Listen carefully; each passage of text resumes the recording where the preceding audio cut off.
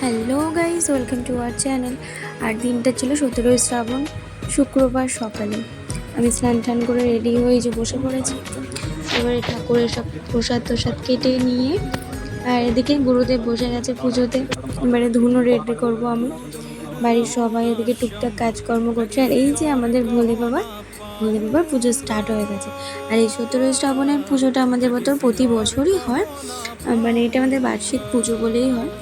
তো এই যে গুরুদেব পুজো করছে, তার মধ্যে বৃষ্টি হচ্ছে, আবার কারেন্টটাও যাচ্ছে আসছে।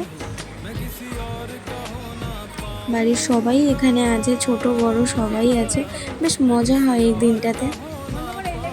বাবা পুরো ফুলে ঢেকে গেছে। যাই হোক, এরপরে আবার হোম টোম হবে। এই যে আমি ধুনোটাকে রেডি করলাম, আর বেলপাতাগুলো বুনে টুনে রেডি করছিলাম। এদিকে পঞ্চপ্রদীপ, আর আমার শাশুড়ি মা ছিল রান্নার অনেক লোকজন খাওয়া দাওয়া করাচ্ছিল। তো তারপর এই যে আমার পুজোর মধ্যে এইটা খুব ভালো লাগে, হোম এই যে কি সুন্দর করে সাজিয়ে। আর এই যে দেখুন, আহা।